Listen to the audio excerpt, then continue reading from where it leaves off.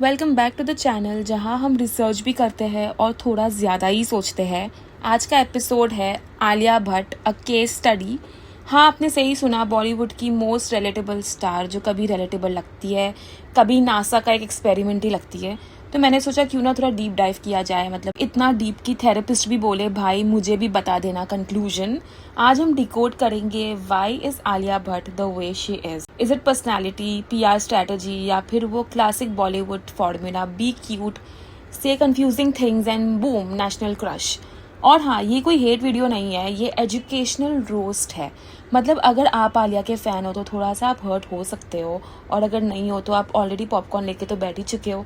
चलो शुरू करते हैं चैप्टर नंबर 1। तो चलिए शुरू से शुरू करते हैं जब आलिया भट्ट पैदा हुई थी। हाँ, लिटरली द ओरिजिन स्टोरी, क्योंकि हर बॉलीवुड पर्सनालिटी का एक लोड होता है। 1993, एक ऐसी फैमिली जहाँ फिल्म मेकिंग डिनर टेबल पे होती है और ड्रामा ब्रेकफास्ट में सर्व होता है। मतलब आलिया का एंट्री लेवल ही इजी मोड पे था। बाकी जो लोग हैं वो लोग स्ट्रगल करते हैं। यहाँ स्ट्रगल का मतलब होता है कि आज कौन सा डिजाइनर सूट पहनूं, लेकिन फिर भी credit where it's due. Starting में सबको लगा ये तो बस एक और स्टार किड है, क्यूट है, ठीक है, नेक्स्ट। और फिर plot twist, she actually started acting well. मतलब ऑडियंस भी कंफ्यूज थी कि हम इसे ट्रोल करें या इसके लिए क्लैप करें।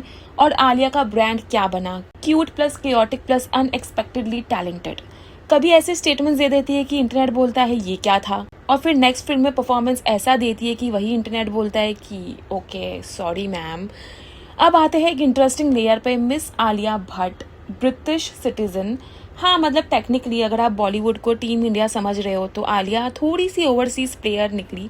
अगर आपको नहीं पता तो प्लीज थैंक यू लिख देना बताने के लिए ये इन्फॉर्मेशन कि आलिया भट्ट एक ब्रिटिश बॉलीवुड एक्ट्रेस है। इट्स वेरी कंफ्यूजिंग दो। यहाँ एक छोटा सा कॉन्ट्राडिक्शन भी दिखता है। On one hand full Bollywood देसी वाइब, गंगूबाई, राजी, अपनी मिट्टी से जुड़े हुए रोल, वाह वाह वाह। और दूसरी साइड पे पासपोर्ट बोल रहा है लंदन कॉलिंग। अब ये कोई इश्यू नहीं है, बट थोड़ा फनी जरूर लगता है। मतलब एक तरफ आपको नेशनल अवार्ड्स मिल रहे हैं और दूसरी तरफ आपकी जो नेशनैलिटी है वो ही इंटरनेशनल है। फिर आता है PR गेम। कभी I am just a simple girl narrative और कभी full power couple global icon energy. Audience कभी कभी सोचती है एग्जैक्ट वर्जन कौन सा है, बट मे बी वही सीक्रेट है। She is not consistent, she is strategically inconsistent. और आज के टाइम पे अनप्रिडिक्टेबिलिटी ही कंटेंट है। तो आज हम डिकोड करेंगे is Alia but actually like this, या ये सब एक परफेक्टली एडिटेड पर्सनालिटी है जिसे हम रियल समझ बैठे हैं। अब आते हैं चैप्टर 2 पे, student of the year, the launch of a star kid.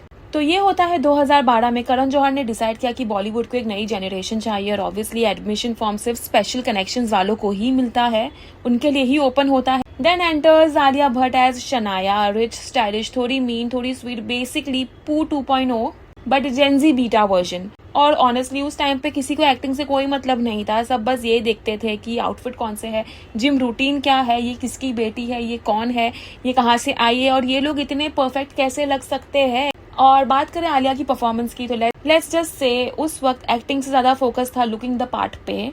Dialogue delivery थोड़ी इंस्टाग्राम रील ऑडिशन वाइब्स तो थी, बट फिर भी शी स्टूड आउट। क्यों? बिकॉज स्क्रीन प्रेजेंस था उसमें, कॉन्फिडेंस था, और सबसे इम्पोर्टेंट बैकिंग इतनी स्ट्रांग थी कि फेलियर भी सक्सेस लग रही थी। और यहाँ से एक नैरेटिव बिल्ड हुआ, स्टार किड है ऑब्वियसली आगे ही बढ़ेगी। ऑडियंस का एक्सपेक्टेशन आलिया भट्ट से बहुत ही ज्यादा लो था, जो बाद में आलिया के लिए एडवांटेज भी बन गया। अब बात करते हैं chapter number 3, the troll era, जब इंटरनेट ने अटेंडेंस लगा दी। अब आते हैं उस मोमेंट पे जहां Alia Bhatt officially meme material बन गई थी। कॉफी विद करण का टाइम था, सिंपल सा रैपिड फायर क्वेश्चन था, प्रेसिडेंट ऑफ द इंडिया कौन है, और आलिया का आंसर क्या था वो तो पूरा देश जानता है, पृथ्वीराज चौहान। उस दिन से इंटरनेट ने डिसाइड कर लिया ये लड़की टैलेंटेड हो या ना हो, ये हमारी मीम तो जरूर बनेंगी, she is a meme material, और लोगों को मिल जाता है मीम ऑफ द सेंचुरी। पूरा कमेंट सेक्शन एक ही चीज बोल रहा था, क्यूट है पर थोड़ी सी डम है। और ऑनेस्टली ट्रोलिंग इतनी ब्रूटल थी कि किसी और का करियर होता तो वो हिल जाता। बट यहाँ पे प्लॉट ट्विस्ट फिर से दिखता है, आलिया ने ये पूरी चीज को रिवर्स कर दिया, और यहाँ पे इसको अप्रिशिएट करना बहुत ही जरूरी है।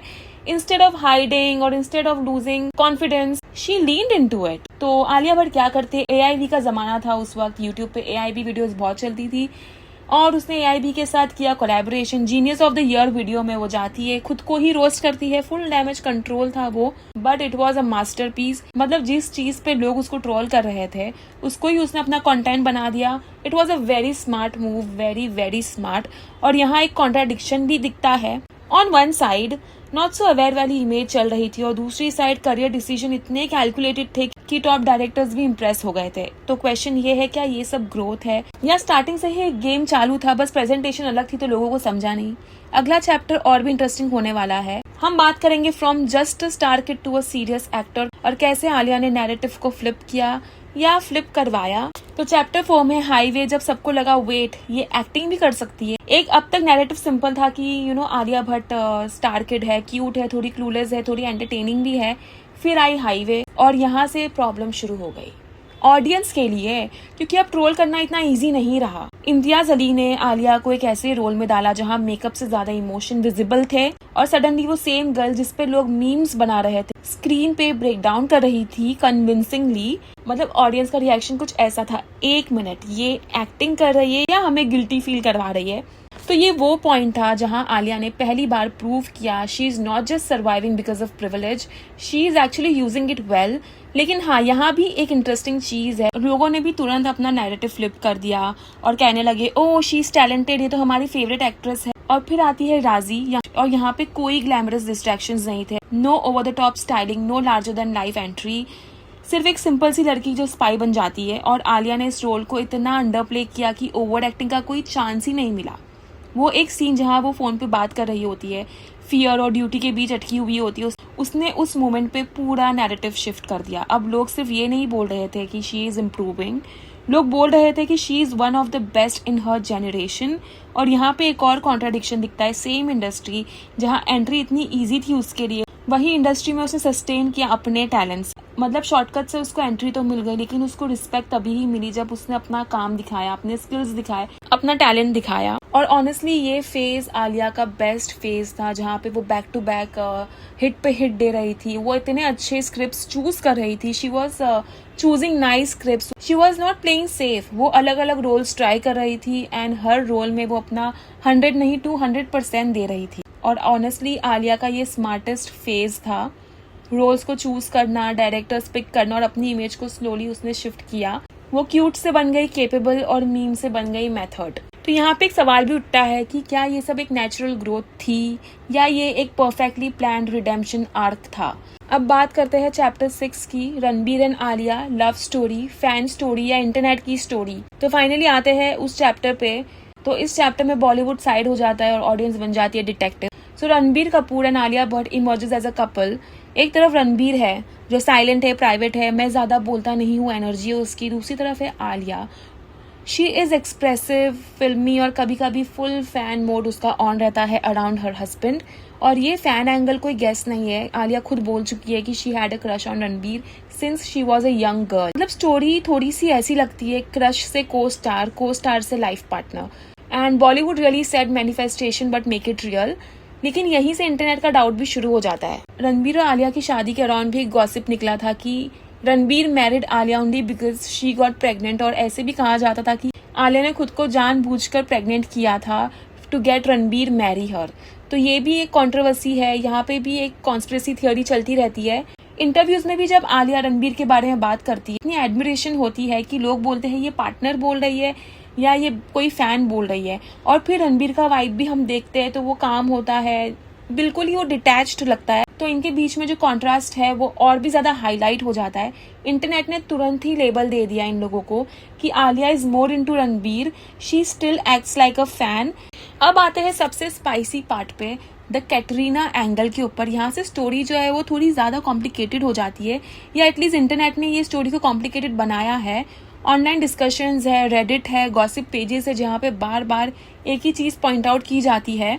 जब रणबीर और कैटरीना साथ में थे, रिलेशनशिप में थे और उनका एंड फेज चल रहा था, तब अलेजिडली रणबीर और आलिया की क्लोजनेस भी बढ़ रही थी। तो उस वक्त ये सीन था कि कैटरीना कैफ और आलिया भट्ट उस टाइम के बेस्टीज थे और वो लोग साथ में जिम करते थे, हैंग आउट करते थे।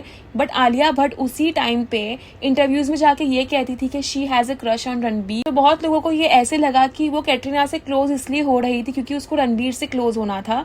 बट क्या ये न्यूज कंफर्म है? बिल्कुल नहीं। क्या ये वाइडली टॉक्ड अबाउट है? यस, इसके बारे में बहुत चर्चा होती है। और ये जो लेयर आता है ना कि आलिया और कैटरीना रिपोर्टेडली काफी अच्छे फ्रेंड्स थे, तो इंटरनेट अपनी एक स्टोरी बनाता है कि एक तरफ उसने फ्रेंडशिप की और दूसरी तरफ उसने अपनी बेस्ट फ्रेंड के बॉयफ्रेंड के साथ क्लोजनेस बढ़ाई। तो तो ये थोड़ा फिल्मी है, थोड़ा ईवल भी है, इम्पॉसिबल तो बिल्कुल नहीं है, but it is not even proven yet, but लोगों ने ये चीज से बिलीव कर लिया है and it is quite believable to be very honest. जितना आलिया भट्ट के बारे में हमने सुना है कि जिस तरह से वो स्ट्रेटेजाइज करती है, रोल्स छीनती है दूसरी एक्ट्रेसेस से, तो ऐसे लगता है कि ये हो सकता है। साइड पे आलिया भट्ट है जो मीन गर्ल की तरह बिहेव कर रही होती है, और दूसरी साइड पे है कटरीना, जिससे लोग पूछते हैं कि Katrina why are you so nice, और ये एक मिस्ट्री है। एक और चीज, तो लोगों को कटरीना का रिएक्शन बहुत कंफ्यूज करता है। पीपल आर लिटरली सेइंग कि अगर ये सब हो रहा था so why was she being nice with Alia. मतलब ऑडियंस एक्सपेक्ट कर रही थी कुछ ड्रामा हो, कोल्ड वाइब्स हो, ऑकवर्डनेस हो, पर जब भी ये लोग मिलते हैं ग्रेस, कामनेस और इनके बीच में नॉर्मल इंटरेक्शन ही होती है। तो वैसे भी बॉलीवुड बहुत फेमस है ओपन मैरिजेस को लेके, तो हो सकता है ये सब उनके बीच में अलाउड होगा। It is not a big deal for Katrina if Alia Bhatt is doing something with her then boyfriend, so maybe she just accepted that. अब आते हैं अगले चैप्टर पे, जो इल्जाम आलिया भट्ट पे लगे हैं कि आलिया भट्ट दूसरी एक्ट्रेसेस के काम चोरी करती है। अब बात सीधी है कि इंटरनेट पे एक स्ट्रॉन्ग परसेप्शन बन चुका है, बिग फीमेल लेड फिल्म किसको मिलेगी, आलिया भट्ट को ही मिलेगी। और ये बस कोई रैंडम कमेंट सेक्शन की बात नहीं है। मल्टीपल इंटरव्यूज में आलिया ने खुद ने ये चीजों को एडमिट किया है कि किस तरह से वो एक्टिवली डायरेक्टर्स के पास जाती है और रोल मांगती है और रोल के लिए रो देती है। मतलब ये पैसिव ऑफर आ गया वाली स्टोरी नहीं है, ये वो स्टोरी है कि I want it so I'll chase it, I want it so I'll cry for it, I want it so I will manipulate the shit out of you. So this is Alia Bhatt being very very passionate about her work. तो industry के Insiders बार बार ये बात बोलते आए हैं कि actors roles के लिए पिच करते हैं, फॉलो अप करते हैं, पुश करते हैं। तो जब आलिया ये करती है तो कुछ लोग बोलते हैं कि दिस इज हर डेडिकेशन, और कुछ लोग बोलते हैं कि ये एडवांटेज ले रही है, ये दूसरी एक्ट्रेसेस का चांस छीन रही है। बट इसमें ट्रूथ क्या है, इट डिपेंड्स ऑन तुम किस साइड पे खड़े हो और कैसा वर्क आलिया डिलीवर कर रही है। Is she doing justice to that role? Most of the time she does, तो I think it is okay. और हाँ, कुछ रिपोर्ट्स में, इंटरव्यूज में ये भी चीजें हाईलाइट हुई कि Alia gets deeply invested in the roles she wants. अब इसको कैसे रीड करना है, सीरियस एक्टर बोल सकते हो या someone who doesn't let go easily, दोनों इंटरप्रिटेशंस एग्जिस्ट करते हैं। जो भी हो, एक चीज इग्नोर नहीं कर सकते, रोल कैसे मिला वो डिबेट हो सकती है, बट रोल कैसा किया उसमें वो ऑफन डिलीवर करती है, और वही उसका बिगेस्ट शील्ड है। तो आलिया भट्ट का केस ना सिंपल नहीं है, लोग उसको क्रिटिसाइज भी करते हैं, और वही लोग जब उसकी परफॉर्मेंस देखते हैं उसके लिए तालियां भी बजाते हैं, और वही लोग जो उसकी परफॉर्मेंस देखते हैं उसके लिए क्लैप भी करते हैं। Confusing, exactly, very confusing. फिर आता है वो मोमेंट, चेतक अवार्ड्स, वहाँ पे आलिया भट्ट डिसाइड करती है कि वो होस्ट करेगी, उसको होस्टिंग के लिए अप्रोच किया जाता है, जहाँ पे आलिया ने या जिसने आलिया को कास्ट किया उसने ये सोचा कि आज इससे एक्टिंग नहीं, हम लोग होस्टिंग भी करवाएंगे और कॉमेडी भी करवाएंगे। ये बहुत ही कॉन्फिडेंस मूव था। I will give 10 on 10 for the confidence, but execution वो तो इंटरनेट डिसाइड करेगा, और इंटरनेट ने डिसाइड कर लिया। तो होस्टिंग के टाइम पे आलिया क्लियरली एक वाइब के साथ आई थी, थोड़ा क्वर्की, थोड़ा स्पॉन्टेनियस, थोड़ा एलन डेजेनेरेस स्टाइल था उसका, वो काइंड ऑफ ह्यूमर लेके वो आई थी। बस प्रॉब्लम एक ही थी, and that was timing. Jokes उसके लैंड ही नहीं हो रहे थे, पंच लाइन आ रही थी लेकिन जो रिएक्शन थे वो मिसिंग थे। ऐसे लग रहा था जैसे कि ऑडियंस भी यही सोच रही थी कि हमें हंसना कब स्टार्ट करना है, बिकॉज एवरीबडी जिसके ऊपर कैमरा पैन हो रहा था दे वर एम्बेरस्ड। वो जो नेचुरली विटी होस्टिंग होती है ना, यहाँ उसका अपोजिट ही हो रहा था। हर लाइन में ना एफर्ट दिख रहा था, हर जोक में ना एक पुश फील हो रहा था, और जब कॉमेडी में अगर आपको एफर्ट दिख जाए ना तो ऑडियंस को फनी लगता ही नहीं है, बहुत ही ऑकवर्ड हो जाता है। इंटरनेट ने तुरंत ही अपना वर्डिक्ट दे दिया that she is trying too hard, this is painful to watch, second hand embarrassment unlocked. और भाई वो जो क्लिप था जहाँ पे आलिया भट्ट फालतू जोक क्रैक कर रही, उसका तो पूरा पोस्टमार्टम हो गया। यहाँ पे इशू ये नहीं था कि वो फनी बनना चाह रही थी, इशू ये था कि वो नेचुरल नहीं लग रही थी, वो उसका काम ही नहीं था। इट वॉजंट हर फोटे। होस्टिंग में सबसे इंपॉर्टेंट होता है फ्लो, और यहाँ सब स्क्रिप्टेड था, रिहर्स्ड फील आ रहा था। मतलब आप जोक बोल रहे हो पर ऑडियंस को लग रहा है कि आप है ना कोई सीन परफॉर्म कर रहे हो। उसने कुछ प्रूफ किया कि नहीं किया, बट एक चीज उसने प्रूफ कर दी कि हर एक्टर ना कॉमेडियन नहीं हो सकता, और हर होस्टिंग गिग ना टेक टू डिजर्व करती है। तो अब आते हैं वेरी रीसेंट मतलब अभी 2 दिन पहले वाली चीज ही है, the bhabhi ma'am emergency update. So Alia Bhatt stage पे आती है फुल कॉन्फिडेंस के साथ, मतलब she is like all rounder, हर एक चीज उसने ही करनी है। फिर आती है वो स्टेज पर, हिस्ट्री बन जाती है। शी कॉल्स नीता अंबानी भाभी, मतलब भाभी बोलते बहुत लोगों को लग सकता है कि हाँ सो व्हाट, भाभी बोल दिया तो पर्सनली जानती होगी। ये कोई ना बैंड्रा का संडे लंच नहीं चल रहा था, ये हाई प्रोफाइल इवेंट है, कैमराज होते हैं वहाँ पे, बिलियनर्स होते हैं, पीआर टीम होती है, और तुमने उसको फैमिली व्हाट्सएप ग्रुप भी बना दिया। और आलिया ने उसको फैमिली व्हाट्सएप ग्रुप बना दिया मिड स्पीच में, और वहां पे ना 2 सेकंड का क्रैश होता है। उस मोमेंट पे क्या होता है, Nita comes to the stage और वो पहले तो आलिया को इग्नोर करती है and everybody was like wait, ये क्या बोला, ये क्या हुआ, हमने सही सुना, क्या ये स्क्रिप्ट में था, क्या ये जानबूझकर हुआ? And the silence was very awkward. फिर है ना आलिया भट्ट कहती है कि हेलो, तो नीता उसको देख के कहती है हेलो आलिया, ऐसे कुछ वो कहती है। And then Alia says thank you Nita ma'am, that was a damage control. मतलब सडनली जो नीता मैम आया, it was a correction, it was not even a correction, ये था emergency system update. And the funniest part was the confidence. वो जो भाभी इतना naturally आया था, जैसे ये नॉर्मल है एलिट इवेंट पे, रिश्तेदारी डिक्लेयर कर रही है, लोगों को बता रही है कि I am so close with Nita Ambani and all. मतलब नेटवर्किंग का नेक्स्ट लेवल चल रहा था यहाँ पे, डायरेक्ट फैमिली इंटीग्रेशन हो गया। इंटरनेट का रिएक्शन भी इसमें इतना एपिक आया है, people are laughing at this and saying के बिना कुछ बोले ही नीता अंबानी ने उसको अपनी औकात दिखा दी एंड व्हाट नॉट। लोग है ना कह रहे हैं कि भाई Alia stop please, don't do it. तो एक चीज तो मैं आलिया को अप्रिशिएट करने के लिए बोलना चाहूंगी, that only Alia Bhatt can turn a luxury event into 2 second family drama arc. पहले भाभी, फिर मैम, और ऑडियंस बस बोल रही है कि हम तो बस अवार्ड देखने आए थे, ये हम क्या देख रहे हैं, सास बहू क्यों चल रहा है। तो अब आते हैं फाइनल कंक्लूजन पे। तो इतना सब देखने के बाद, career, trolling, relationships, roles, hosting disasters, भाभी टू मैम अपडेट, सवाल सिंपल है, हु इज आलिया भट्ट? आलिया भट्ट ऐसी क्यों है? क्या आलिया भट्ट सिर्फ एक नॉर्मल बॉलीवुड एक्ट्रेस है? आंसर इज नहीं। क्या वो एक टिपिकल नेपो किड है? ऑल्सो नहीं। क्या वो एक मिसअंडरस्टूड जीनियस है? रिलैक्स, मैं बताती हूँ। वो एक इंसान कम और एक परफेक्टली फंक्शनिंग बॉलीवुड एल्गोरिदम ज्यादा है। And what is the input? She has strong connections, smart script choices, थोड़ा कंट्रोवर्सी, थोड़ा क्यूटनेस, थोड़ा oops I said something moments, और output trending every single time. And she is also a contradiction queen.